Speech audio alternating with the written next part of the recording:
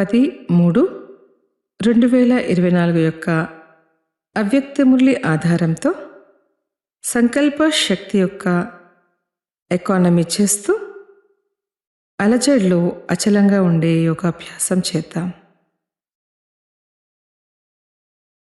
ఓం శాంతి. నేను ఆత్మను, బిందు స్వరూపాన్ని,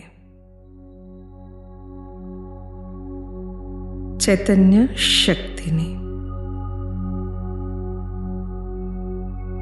స్వయంగా భగవంతుడే నా సహచరుడు. నేను పద్మపదం భాగ్యశాలిని.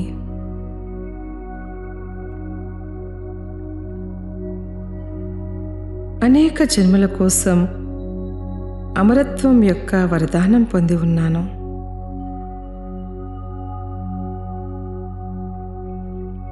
స్వయం భగవంతుడు నా మస్తకంపై స్మృతి తిలకాన్ని పెట్టారు.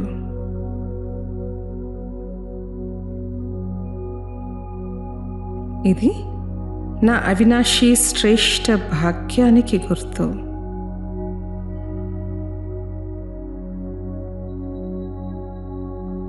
నేను చాలా సంతోషంగా ఉన్నాను.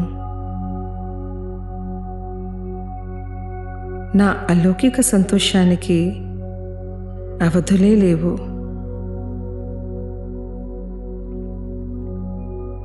సాగరం కన్నా ఎక్కువ, ఆకాశం కన్నా ఉన్నతమైంది నా సంతోషం.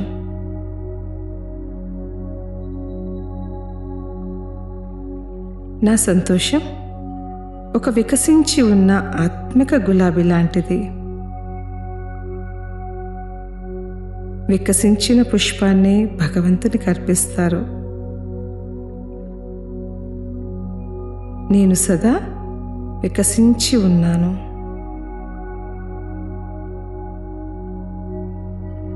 బాబా కోసం అర్పితమై ఉన్నాను.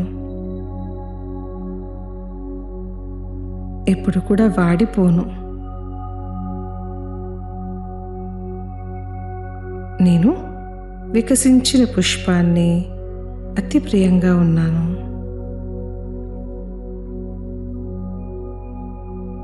బాబా కోసము అర్పితమైన నేను ఆత్మిక పుష్పాన్ని.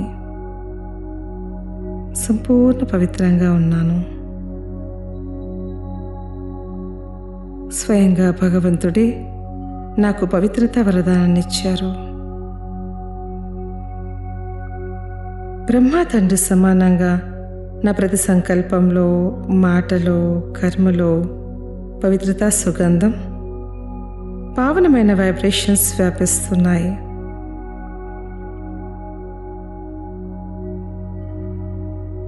నా పవిత్రమైన సంకల్పాల ఫౌండేషన్ పటిష్టంగా ఉంది.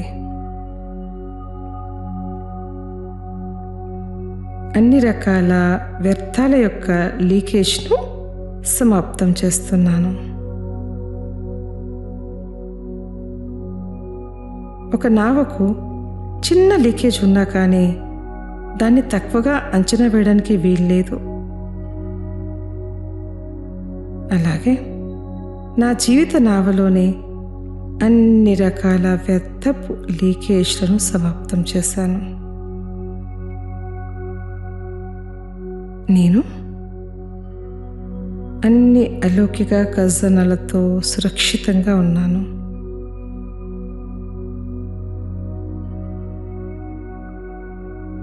నా సర్వశ్రేష్ఠ సంకల్పాల ఖజానాను విశ్వ కళ్యాణం ప్రతి కార్యంలో పెడుతున్నాను. ప్రతి సంకల్పంలో ఎకానమీ అయి ఉన్నాను. సాధనలో మగ్నమై ఉన్నాను.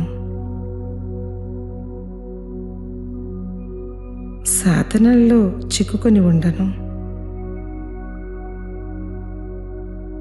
సాధనాలను ఉపయోగిస్తూ వాటి ఆధీనత నుంచి అతీతంగా ఉంటున్నాను.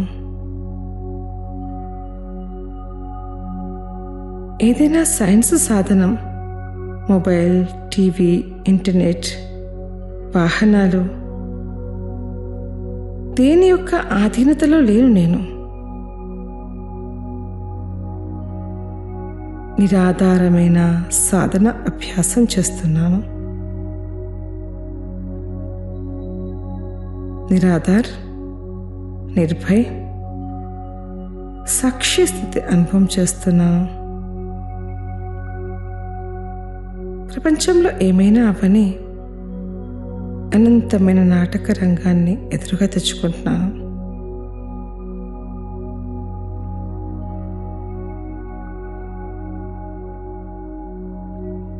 ప్రపంచంలో ఏం జరుగుతున్నా అనంతమైన డ్రామా సమానంగా చూస్తున్నాను. భయం కలిగించే పరిస్థితులున్నా నా సహచరుడు మరియు నా భాగ్యం యొక్క స్మృతితో యోగయుక్తంగా హర్షితముఖంగా ఉంటూ దాటేస్తాను. అలజడిలో కూడా నేను అచలమైన అడోలమైన స్థితిని అనుభవం చేసుకుంటాను. అన్ని రకాల వ్యర్థాల నుంచి ముక్తై ఉన్నాను. కాబట్టి మనసు బుద్ధి యొక్క లైన్ క్లియర్గా ఉంది. నా హృదయం సదా సత్యమైంది మరియు స్వచ్ఛమైంది.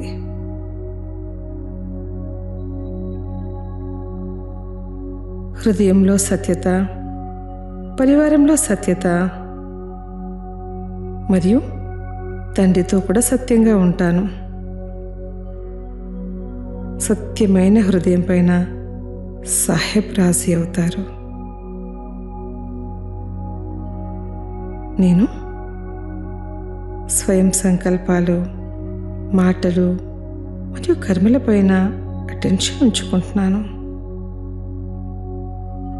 రోజు రాత్రి చార్ట్ను చెక్ చేసుకుంటున్నాను. తండ్రికి సత్యమైన చార్ట్ని అర్పించి బాబాతో శక్తి తీసుకుంటూ, వరదానాలు తీసుకుంటూ ముందుకెళ్తున్నాను. నేను బహుకాలపు అభ్యాసం చేసే ఆత్మను మధ్య మధ్యలో ఒక్క సెకండ్లో విదేహిగా అయ్యే అభ్యాసం చేస్తూ ఉన్నాను. నేను విదేహి ఆత్మను, విజయీ ఆత్మను, నిర్భయ ఆత్మను, నిరాధార సాధన చేసేటువంటి ఆత్మను, సాక్షిని, ఎకానమీ అవతారాన్ని. ఓం శాంతి శాంతి శాంతి.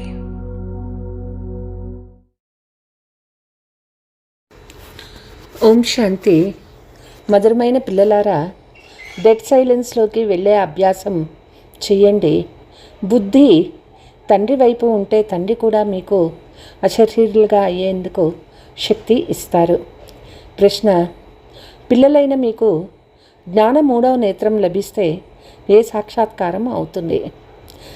జవాబు: సతయుగం ఆది నుండి కలియుగం అంతిమం వరకు ఏ ఏ పాత్రలు అభినయిస్తామో అదంతా సాక్షాత్కారమైపోతుంది. ఈ విశ్వమంతటి ఆది మధ్య అంత్యముల గురి వరకు మీరు తెలుసుకుంటారు. అలా తెలుసుకోవడాన్నే సాక్షాత్కారం అని అంటారు. మేము దైవీ గుణాలు గల దేవతలుగా ఉండేవారమని, ఇప్పుడు ఆసురీ గుణాలు కలవారిగా అయ్యామని, ఇప్పుడు మళ్ళీ దైవీ గుణాలు కల దేవతలుగా అవుతున్నామని, నూతన ప్రపంచానికి, నూతన ఇంటికి వెళ్తామని మీరు అర్థం చేసుకున్నారు. ఓం శాంతి. స్మృతి యాత్రలో పిల్లలు కూర్చొని ఉన్నారు. అనంతమైన తండ్రి అయితే యాత్రలో కూర్చోలేదు. వారు పిల్లలకు శక్తిని ఇచ్చే సహయోగం చేస్తూ ఉన్నారు. అంటే ఈ శరీరాన్ని మరిపింపచేస్తూ ఉన్నారు. పిల్లలు తమ శరీరాన్ని మరిచిపోయేందుకు తండ్రి సహయోగం లభిస్తుంది. సకాష్ ఆత్మలకే ఇస్తారు.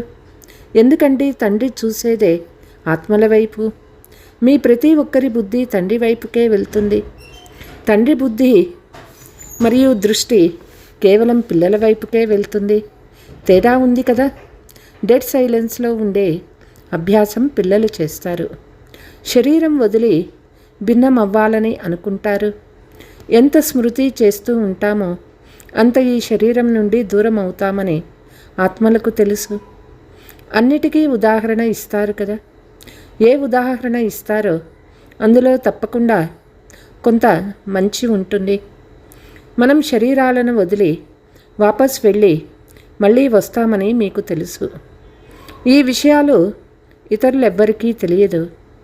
ఈ డ్రామా గురించి మరెవ్వరికీ తెలియదు. ఈ స్మృతి ద్వారా మీ వికర్మలు వినాశం అవుతాయని ఎవ్వరూ గ్యారంటీ ఇవ్వరు. ఇలాంటి విషయాలు ఎవ్వరూ వినిపించరు. ఇప్పుడు మనది తిరుగు ప్రయాణమని పిల్లలు మీకు తెలుసు. ఆత్మ యొక్క బుద్ధి యోగము అటువైపు ఉంది. నాటకం ఇప్పుడు పూర్తి అవుతుంది. ఇంటికి వెళ్ళాలి. అందుకు కేవలం తండ్రిని మాత్రమే స్మృతి చెయ్యాలి. వారే పతిత పావనులు. గంగాజలంనైతే ముక్తిదాత గైడ్ అని అనరు. ఒక్క తండ్రి మాత్రమే ముక్తిదాత మరియు మార్గదర్శకులుగా అవ్వగలరు. ఇవి కూడా చాలా అర్థం చేసుకొని మరియు అర్థం చేయించే విషయాలు. అది భక్తి మార్గము. దాని ద్వారా ఎవరి కళ్యాణము జరగదు. నీరు స్నానం చేసేందుకు మాత్రమే ఉపయోగపడుతుందని, పావనంగా చేయలేదని పిల్లలకి తెలుసు. భావనకు ఫలితం కూడా లభించదు. భక్తి మార్గంలో భావనకు మహత్వం ఉంచారు. వీటన్నింటినీ మూఢ విశ్వాసాలు అని అంటారు. అటువంటి నమ్మకాలు ఉంచుకుంటూ మానవులకు అందుల పిల్లలు, అందులు అని బిరుదు లభించింది. భగవాను వాచ్ కదా. అందులెవరు, కన్నులున్న వారెవరు కూడా మీకు తెలుసు. తండ్రి ద్వారా ఇప్పుడు సృష్టి ఆది మధ్యాంతాలు తెలుసుకున్నారు. మీరు తండ్రిని తెలుసుకున్నారు. అందువల్లే సృష్టి ఆది మధ్యాంతాలను, సృష్టి డ్యూరేషన్ గురించి కూడా తెలుసుకున్నారు. ఒక్కొక్క విషయంపై విచారసాగర మథనం చేసి మీ అంతకు మీరే నిర్ణయం తీసుకోవలసి ఉంటుంది. భక్తికి జ్ఞానానికి చాలా వ్యత్యాసం ఉంది. జ్ఞానము పూర్తిగా భిన్నమైనది. ఈ జ్ఞానము ప్రసిద్ధిగాంచినది. ఇది రాజయోగి విద్య కదా. దేవతలు సంపూర్ణ నిర్వికారులుగా ఉండేరావారని పిల్లలు తెలుసుకున్నారు. రచయిత అయిన తండ్రే కూర్చొని తన పరిచయం కూడా ఇస్తారు. వారు పరమాత్మనే పరమాత్మ అని అంటారు. ఇంగ్లీష్లో సుప్రీం సోల్ అని అంటారు. సోల్ అనగా ఆత్మ. తండ్రి ఆత్మ పెద్దదిగా ఏమీ ఉండదు. ఏ విధంగా పిల్లలైన మీ ఆత్మ ఉందో తండ్రి ఆత్మ కూడా అలాగే ఉంటుంది. పిల్లల ఆత్మలు చిన్నవిగా, తండ్రి ఆత్మ పెద్దదిగా ఉంటుందని కాదు. వారు సుప్రీం జ్ఞానసాగర్లైన తండ్రి చాలా ప్రీతిగా పిల్లలకు అర్థం చేయిస్తూ ఉంటారు. పాత్ర అభినయించేది ఆత్మయే. తప్పకుండా శరీరాన్ని ధరించే పాత్రను అభినయిస్తుంది. ఆత్మ నివసించు స్థానము శాంతిధామము. ఆత్మలన్నీ బ్రహ్మతత్వంలో ఉంటాయని పిల్లలు మీకు తెలుసు. ఏ విధంగా హిందుస్థాన్లో ఉండేవారు తమని హిందువులని చెప్పుకుంటారో అదేవిధంగా బ్రహ్మాండంలో ఉండే బ్రహ్మతత్వంను ఈశ్వరుడని భావించి కూర్చొని ఉన్నారు. డ్రామాలో కింద పడే విధానం కూడా నిర్ణయించబడింది కదా. ఎవరు ఎంత శ్రమించినా తిరిగి వెళ్ళలేరు. నాటకం పూర్తి అయినప్పుడే పాత్రధారులందరూ వచ్చి కలుస్తారు. సృష్టికర్త మరియు ముఖ్య పాత్రధారులు కూడా స్టేజ్పై నిలబడతారు. ఇప్పుడు నాటకం పూర్తి అవుతూ ఉందని పిల్లలకి తెలుసు. ఈ విషయాలు ఏ సాధు సత్పురుషులు మొదలైన వారెవ్వరికీ తెలియదు. ఈ ఆత్మీక జ్ఞానం ఎవ్వరికీ లేదు. తండ్రి అయిన పరమాత్మ ఇక్కడికి ఒక్కసారి మాత్రమే వస్తారు. మిగిలిన వారందరూ ఇక్కడ పాత్రను అభినయించవలసిందే. వృద్ధి జరుగుతూ ఉంటుంది కదా. ఆత్మలన్నీ ఎక్కడి నుంచి వచ్చాయి? ఒకవేళ ఎవరైనా వాపస్ వెళ్ళినట్లయితే మళ్ళీ అదే ఆచారం ఏర్పడుతుంది. ఒకరు వచ్చి మరొకరు పోతే దానిని పునర్జన్మ అని అనరు. పునర్జన్మలైతే ప్రారంభం నుండి కొనసాగుతూనే ఉన్నాయి. మొదటి నెంబర్లో ఈ లక్ష్మీనారాయణులు ఉన్నారు. పునర్జన్మలు తీసుకుంటూ చివరికి వచ్చినప్పుడు మళ్ళీ మొదటి నెంబర్లో వెళ్ళవలసి ఉంటుందని తండ్రి తెలిపించారు. దీనిలో సంశయించే మాటలు ఉండవు. ఆత్మల తండ్రి స్వయంగా వచ్చి ఆత్మలకు అర్థం చేయిస్తున్నారు. ఏం తెలిపిస్తున్నారు? తమ పరిచయాన్ని కూడా ఇస్తూ ఉన్నారు. పరమాత్మ అనగా ఏమిటో ఇంతకుముందు తెలుసా? కేవలం శివుని మందిరానికి వెళ్ళేవారు. ఇక్కడైతే అనేక మందిరాలున్నాయి. సత్యయుగంలో మందిరాలు, పూజలు మొదలైనవి ఉండనే ఉండవు. అక్కడ మీరు పూజ్య దేవీ దేవతలుగా అవుతారు. మళ్ళీ అర్ధకల్పం తర్వాత పూజారులైనప్పుడు వారిని దేవీ దేవతలు అని అనరు. తండ్రే వచ్చి పూజ్యులుగా చేస్తారు. ఏ ఇతర దేశాలలో ఈ మహిమ లేదు. రామరాజ్యము, రావణ రాజ్యము, వీటి గురించి మీరిప్పుడే తెలుసుకున్నారు. రామరాజ్యం ఎంతకాలం ఉంటుందో నిరూపించాలి. ఇది నాటకము. దీనిని అర్థం చేసుకోవాలి. ఉన్నతాతి ఉన్నతమైన వారు తండ్రి, వారు కూడా జ్ఞానసాగర్లు. మనం వారి ద్వారా ఉన్నతంగా అవుతాము. అత్యంత ఉన్నతమైన పదవి లభిస్తుంది. తండ్రి మనల్ని చదివిస్తూ ఉన్నారు. దైవీ గుణాలను కూడా ధారణ చేయాలి. బాబా మీరిలా ఉన్నారు, మేమిలా ఉన్నామని పిల్లలు వర్ణన చేస్తారు. మనము వీరిలాగా సంపూర్ణ నిర్వికారులుగా అవ్వాలని ఈ సమయంలో మీరు అర్థం చేసుకున్నారు. అలా అయ్యేందుకు తండ్రిని స్మృతి చేయడం తప్ప ఇతర ఉపాయమేమీ లేదు.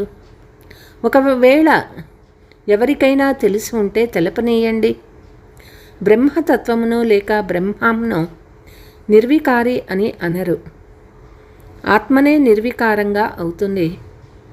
బ్రహ్మతత్వంను ఆత్మ అని పిలవరు. బ్రహ్మతత్వము నివసించు స్థానము. ఆత్మలోనే బుద్ధి ఉందని పిల్లలకు అర్థం చేయించబడింది. ఆత్మ తమో ప్రధానమైనప్పుడు బుద్ధి హీనమైపోతుంది. తెలివి గలవారు మరియు తెలివి లేనివారు ఉన్నారు కదా. మీ బుద్ధి ఎంత స్వచ్ఛంగా అవుతుంది, మళ్ళీ మలినమైపోతుంది. మీకు పవిత్రత మరియు అపవిత్రతల వ్యత్యాసము తెలిసిపోయింది. అపవిత్ర ఆత్మ తిరిగి వెళ్ళలేదు. ఇప్పుడు అపవిత్రుల నుండి పవిత్రమయ్యేందుకు అరుస్తూ పిలుస్తూ ఉంటారు. ఇది కూడా డ్రామాలో రచించబడి ఉంది. ఇప్పుడు ఇది సంగమయుగమని మీకు తెలుసు. తండ్రి తీసుకువెళ్ళేందుకు ఒక్కసారే వస్తారు. అందరూ కొత్త ప్రపంచానికి వెళ్ళలేరు. సుఖధామంలో పాత్ర లేని వారు శాంతిధామంలో ఉంటారు. కాబట్టి చిత్రాలలో కూడా చూపబడింది. మిగిలిన చిత్రాలు మొదలైనవి భక్తి మార్గానికి చెందినవి. ఇది జ్ఞాన మార్గము. ఇందులో సృష్టి చక్రం ఎలా తిరుగుతుందో మనము తెలుసుకున్నాము. మనం కిందకి ఎలా వస్తామో 16 కళల నుండి 14 కళలు ఎలా అవుతాయో మీకు తెలుసు. ఇప్పుడు మళ్ళీ ఒక్క కళ కూడా లేదు. నెంబర్ వారుగా ఉన్నారు కదా. పాత్రధారులు కూడా నెంబర్ వారుగా ఉంటారు. కొంతమందికి 1000 రూపాయలు, కొంతమందికి 1500, మరికొందరికి 100 రూపాయల జీతం మాత్రమే ఉంటుంది. ఎంతో తేడా ఉంది కదా. చదువులోని కూడా రాత్రి పగలంతా తేడా ఉంటుంది. ఈ పాఠశాలలో ఫెయిల్ అయితే మళ్ళీ చదవవలసి ఉంటుంది. ఇక్కడ మళ్ళీ చదివే మాటే లేదు. పదవి తగ్గిపోతుంది. మళ్ళీ ఎప్పుడూ ఈ చదువు ఉండదు. ఒక్కసారి మాత్రమే ఈ చదువు ఉంటుంది. తండ్రి కూడా ఒక్కసారి మాత్రమే వస్తారు. మొట్టమొదట ఒకే రాజధాని ఉండేదని పిల్లలకి కూడా తెలుసు. ఇది ఎవరికి తెలిపినా దానిని వారు అంగీకరిస్తారు. క్రైస్తవులు సైన్స్లో కూడా చాలా ముందు ఉన్నారు. మిగిలిన వారందరి వారి ద్వారానే నేర్చుకున్నారు. వారంతా రాతి బుద్ధి గలవారు కూడా అవ్వరు. బంగారు బుద్ధి కలవారుగా కూడా అవ్వరు. ఇప్పుడు వారి బుద్ధి అద్భుతం పనిచేస్తుంది. సైన్స్ ప్రచారమంతా క్రైస్తవుల ద్వారానే జరుగుతుంది. అవి కూడా సుఖం కొరకే ఉన్నాయి. ఈ పాత ప్రపంచము వినాశం అవుతుంది. మీకు తెలుసు, మీరు మళ్ళీ శాంతిధామానికి సుఖధామానికి వెళ్ళిపోతారు. లేకుంటే ఇంతమంది మనుష్య ఆత్మలు వాపస్ ఇంటికి ఎలా వెళ్ళాలి? సైన్స్ ద్వారా వినాశనం అయిపోతుంది. ఆత్మలన్నీ శరీరాలు వదిలి ఇంటికి వెళ్ళిపోతారు. ఈ వినాశనంలో ముక్తి కూడా ఇమిడి ఉంది. అర్ధకల్పము ముక్తి కొరకు శ్రమ చేస్తూ వచ్చారు కదా. అందువల్లే సైన్స్ ద్వారా ఆపదలు, ప్రకృతి వైపరీత్యాలు అంటే ప్రాకృతిక ఆపదలు కూడా జరిగే తీరాలి. ఈ యుద్ధము ముక్తిధామానికి తీసుకువెళ్లేందుకు నిమిత్తం అవుతుంది. అర్థం చేసుకోవాలి. ఇంతమంది అందరూ ముక్తిధామానికి వెళ్ళాలి. భలే మీరెంతో శ్రమ చేశారు. గురువుల్ని ఆశ్రయించారు. హఠయోగము నేర్చుకున్నారు. అయినా ఎవరు ముక్తిధామానికి వెళ్ళలేకపోయారు. సైన్స్ బాంబులు మొదలైనవి చాలా తయారై ఉన్నాయి. వినాశనం తప్పకుండా జరుగుతుందని అర్థం చేసుకోవాలి. కొత్త ప్రపంచంలో కొంతమంది మాత్రమే ఉంటారు. మిగిలిన వారంతా శాంతిధామానికి వెళ్ళిపోతారు. ఈ చదువు బలము ద్వారా జీవన్ముక్తిలోకి వస్తారు. మీరు స్థిరమైన అఖండమైన రాజ్యపాలన చేస్తారు. ఇక్కడ ఖండాలు అనేక భాగాలుగా అయిపోయాయి. బాబా మిమ్మల్ని స్థిరమైన అఖండ విశ్వరాజ్యానికి అధికారులుగా చేస్తారు. అనంతమైన తండ్రి ఇచ్చే వారసత్వం అనంతమైన సామ్రాజ్యం. ఈ వారసత్వం ఎప్పుడు ఎవరు ఇచ్చారో ఎవరి బుద్ధిలోకి రాదు. కేవలం మీకు మాత్రమే తెలుసు. జ్ఞాన 3వ నేత్రము ఆత్మకు లభించింది. ఆత్మ జ్ఞానస్వరూపంగా అవుతుంది. అది కూడా జ్ఞానసాగరుడైన తండ్రి ద్వారానే అవ్వవలసి వచ్చింది. తండ్రే వచ్చి రచయిత, రచన, ఆది మధ్యాంతం జ్ఞానం ఇస్తారు. ఒక్క సెకండు విషయమే. సెకండులో జీవన్ముక్తి, మిగిలిన వారందరికీ ముక్తి లభిస్తుంది. ఇది కూడా తయారైన డ్రామానే. రావణ బంధనం నుండి అందరూ ముక్తులైపోతారు. విశ్వంలో శాంతి కొరకు ఎంతో శ్రమ పడతారు. విశ్వంలో, బ్రహ్మాండంలో శాంతి ఎప్పుడు ఉంటుందో కేవలం పిల్లలు మీకు మాత్రమే తెలుసు. బ్రహ్మాండంలో శాంతి, విశ్వంలో శాంతి, సుఖము రెండు ఉంటాయి. విశ్వం వేరు, బ్రహ్మాండం వేరు. చంద్రుడు, నక్షత్రాల కంటే ఊపరి భాగాన బ్రహ్మాండం ఉంటుంది. అక్కడ ఇవేవి ఉండదు. దానిని సైలెన్స్ ప్రపంచమని అంటారు. శరీరాలను వదిలి నిశ్శబ్దములోకి వెళ్ళిపోతారు. పిల్లలు, మీకు అది కూడా గుర్తుంది. ఇప్పుడు మీరు అక్కడికి వెళ్ళేందుకు తయారవుతూ ఉన్నారు. ఈ విషయం ఇతరులెవ్వరికీ తెలియదు. మీరు తయారు చేయబడ్డారు. పోతే ఈ యుద్ధమే కళ్యాణకారే. అందరి లెక్కాచారాలు చుక్తు అవ్వాలి. అందరూ పవిత్రులైపోతారు. యోగ అగ్ని కదా.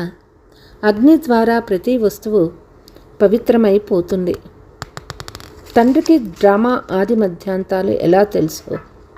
పాత్రధారులైన మీరు కూడా డ్రామా ఆది మధ్యాంతాలు తెలుసుకోవాలి. అలా తెలుసుకోవడాన్నే సాక్షాత్కారమని అంటారు. ఇప్పుడు మీ జ్ఞాన 3వ నేత్రం తెరవబడింది. ఈ విశ్వంలో సత్యయుగ ప్రారంభం నుండి కలియుగ అంతిమం వరకు పూర్తిగా మనం తెలుసుకున్నాము. ఇతర మానవులెవ్వరికీ తెలియదు. దైవీ గుణాలు కలిగిన మనమే మళ్ళీ ఆసురీ గుణాలు కలవారిగా అవుతామని మీకు తెలుసు. తండ్రి వచ్చి దైవీ గుణాల వారిగా తయారు చేస్తారు. తండ్రి వచ్చేది పతితుల్ని పావనంగా చేసేందుకు. ప్రపంచంలో మరెవ్వరికి దేవీ దేవతా వంశం వారు పూర్తిగా 84 జన్మలు తీసుకుంటారని తెలియదు. పావనంగా ఉన్నవారు పతితులుగా అవుతారని కూడా ఎవరి బుద్ధిలోనూ లేదు. ఇవి కేవలం జడ చిత్రాలనని ఇప్పుడు మీకు తెలుసు. వారి అసలు ఫోటోలు ఎవ్వరూ తీయలేరు.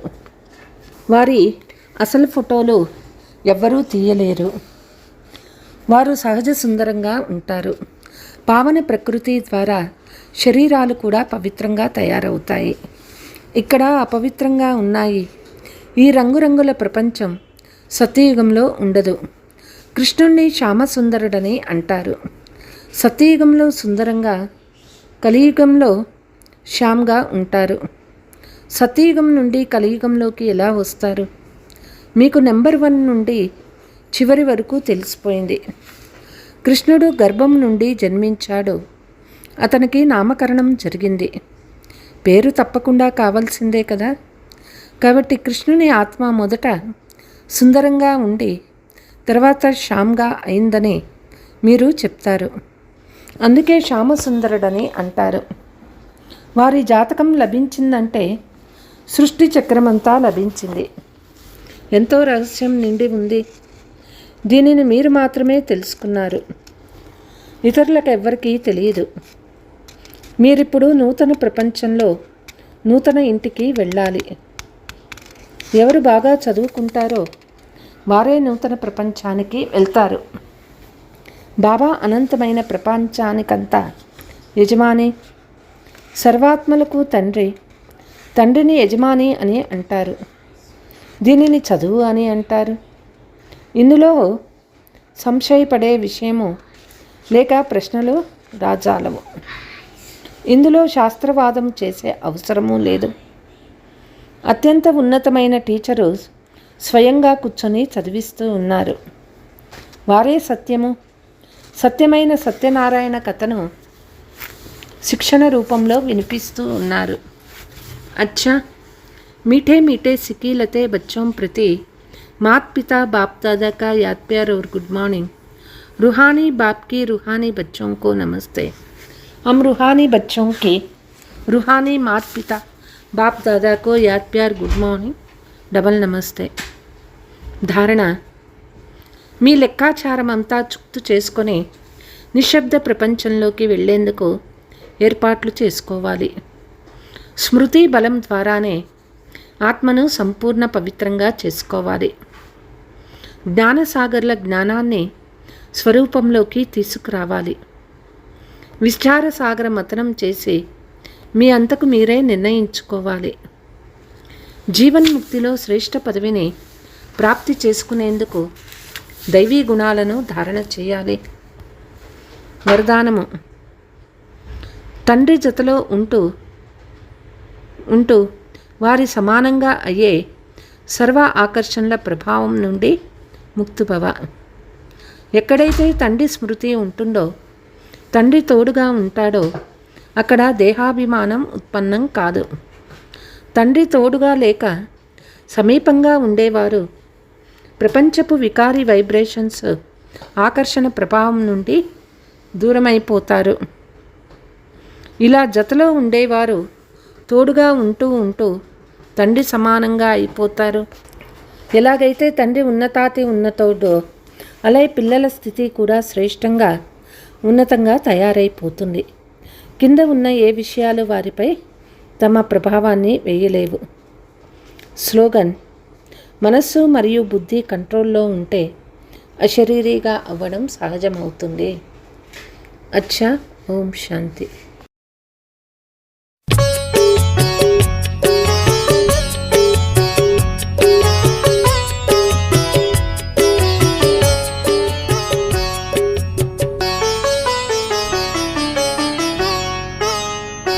आपके साथ रहना है बाबा हमें, आपके पास चलना है बाबा हमें, आपके साथ रहना है बाबा हमें, आपके पास चलना है बाबा हमें। तोड़ कर मन के सारे बंधन, तोड़ कर मन के सारे बंधन, छोड़ कर दुनिया के व्यर्थ चिंतन, आपकी गोद में पलना बाबा हमें, आपके पास चलना है बाबा हमें, आपके साथ रहना है बाबा हमें।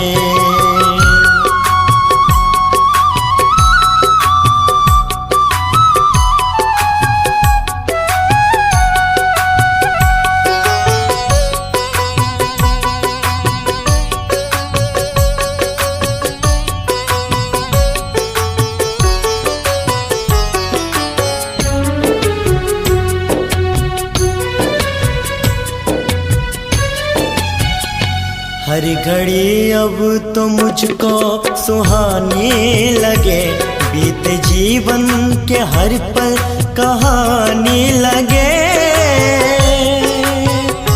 हर घड़ी अब तो मुझको सुहाने लगे, बीते जीवन के हर पल कहानी लगे। अब तो दुनिया ही मुझको पुरानी लगे, अब तो दुनिया ही मुझको पुरानी लगे। अब ज़मीं आसमां सब रूहानी लगे, अब ज़मीं आसमां सब रूहानी लगे। एक शीमत पे चलना है बाबा हमें, आपके पास चलना है बाबा हमें।